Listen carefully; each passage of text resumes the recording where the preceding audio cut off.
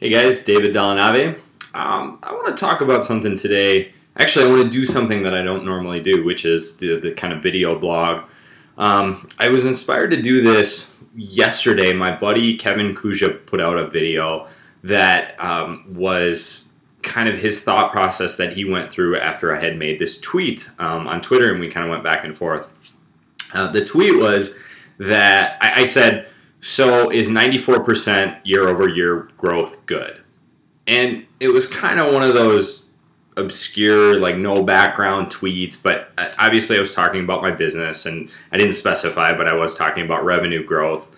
And I made this tweet because the honest to God truth is I don't know if that's good or not. I have no idea. I've never been to business school. I don't have an MBA. I didn't even take business classes in college. I've never apprenticed with I don't even know what you'd call it, a business person, a CEO, whatever the fuck.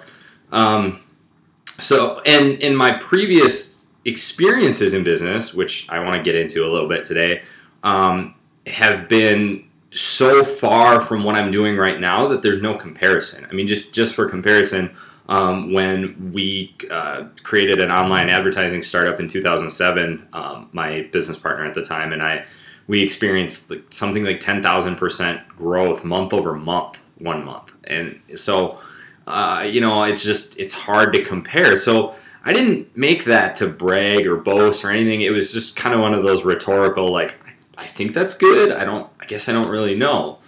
And a couple people responded and talked a little bit. And I guess I got Kevin thinking about entrepreneurship. It sounds like maybe he's thinking about doing something of his own. And he comes to it from the perspective of someone who's taken the very conservative path. Got a law degree, works for a big law firm.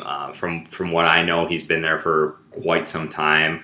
And you can say that that's sort of the conservative path. That's the path that maybe the previous generation, like maybe our parents, considered the only path. You go to school, you get good grades, you go to post-secondary education, then you hopefully go to graduate school and get even more degrees, and then you get a great job, and then you're at that job for 30 years, 40 years, and you retire with a nice pension, and you move to Florida.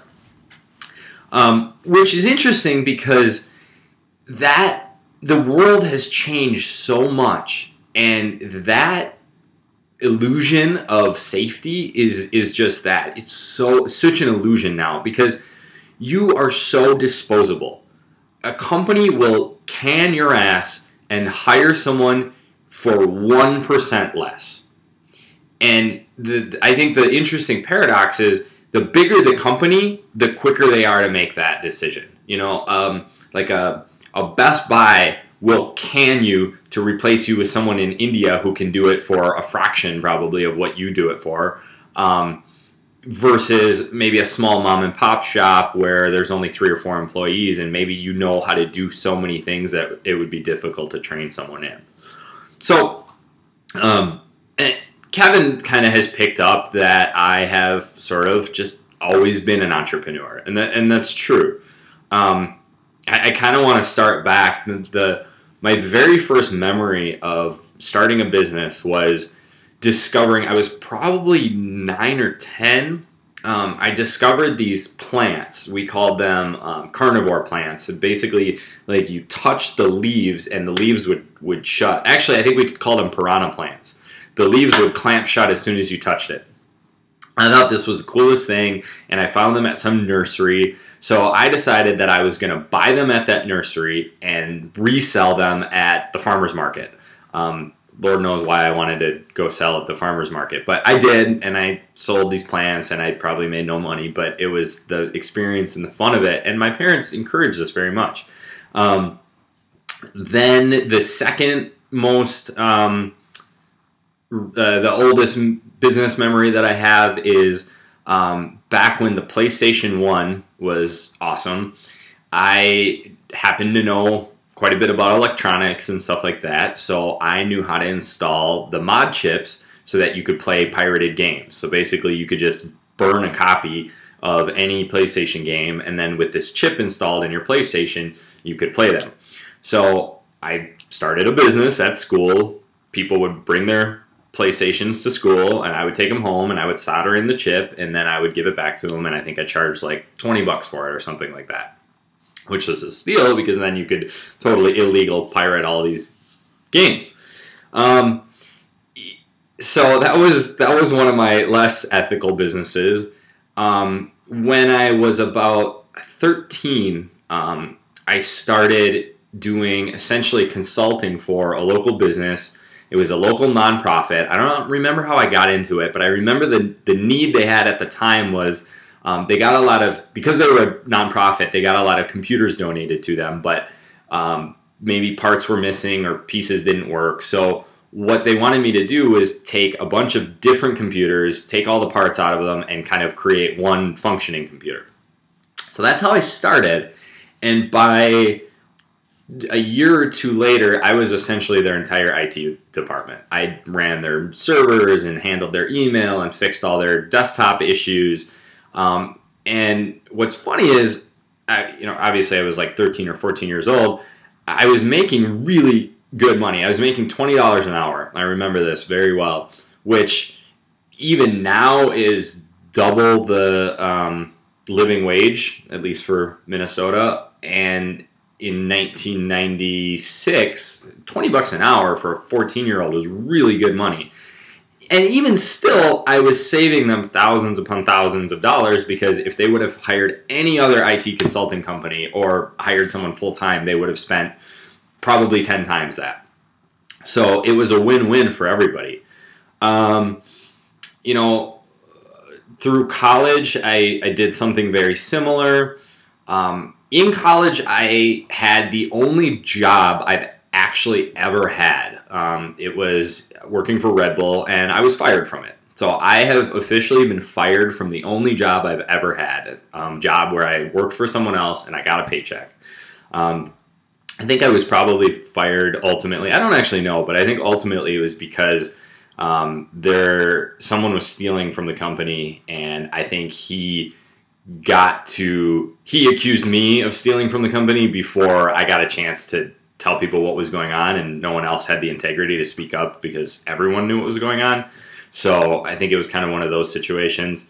But it was probably better anyway, because to be honest, my heart wasn't in it. And I'm going to get to why in a second. After college, I started doing some online businesses with my business partner at the time, Jeremy Shoemaker, really kind of famous online internet marketer. In 2007, we launched a company in December and sold it to a venture capital firm in June. No, actually, I think we launched it in January or February. Experienced absolutely phenomenal growth. We were paying out several $1 million a month to all our advertising network partners. So we were the revenue growth was absolutely unbelievable. And then after that, we did some other various projects. Eventually, I ended up opening the Movement Minneapolis.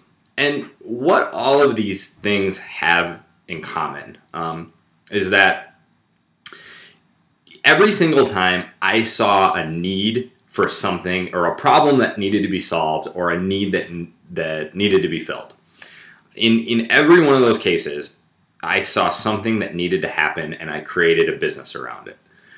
And I think that is the only thing you can do, truthfully. If you look at what even big businesses do, they fill needs. Country Insurance, huge insurance company, fills a need that people have for insurance. They have a problem, this company solves it. And I think that for some reason, I was just born with that desire to fulfill needs entrepreneurially. I never set out to be an entrepreneur.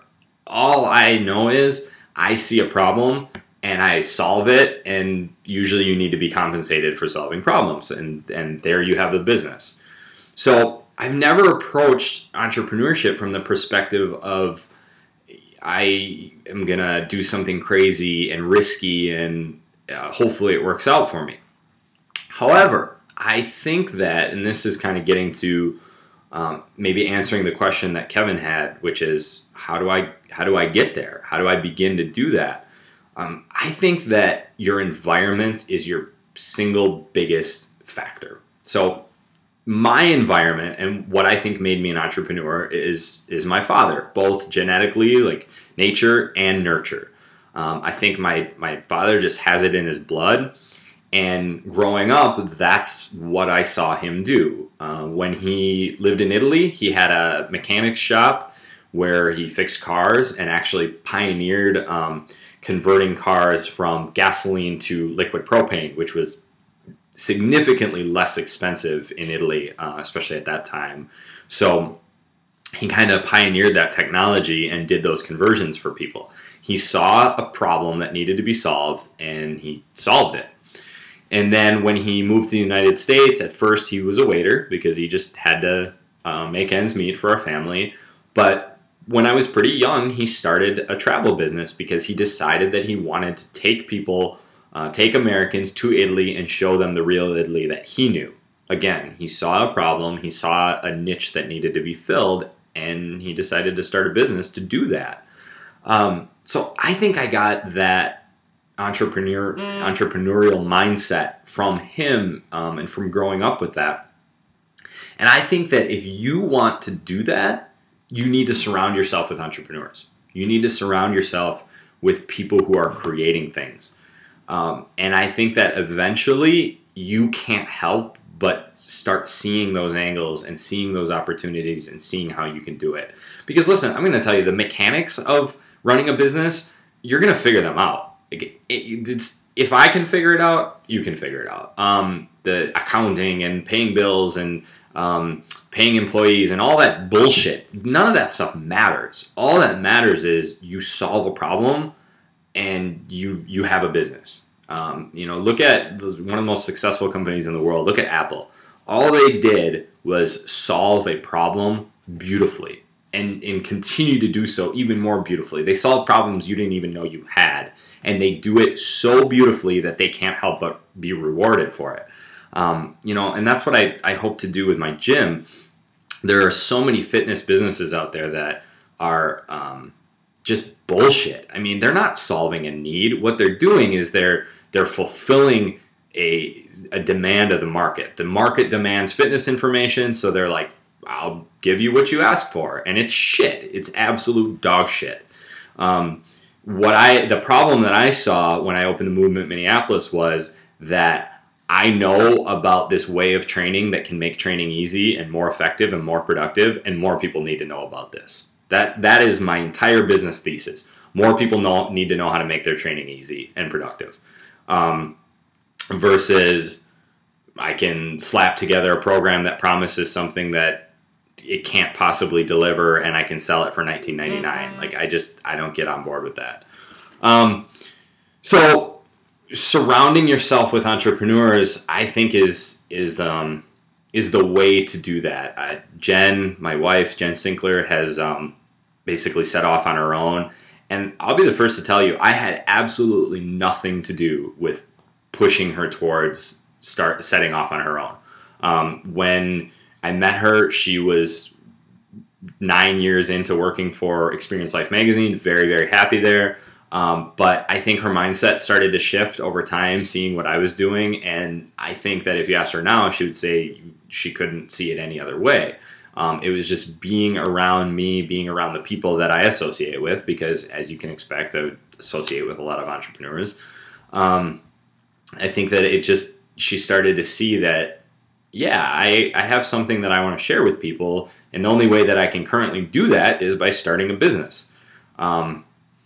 So this ended up being a lot longer than I wanted it to be, but it's something that I've wanted to talk about for quite some time, and I've thought a lot about, and I have so much more to say about it. I could probably talk for an hour, so I'll leave it there today.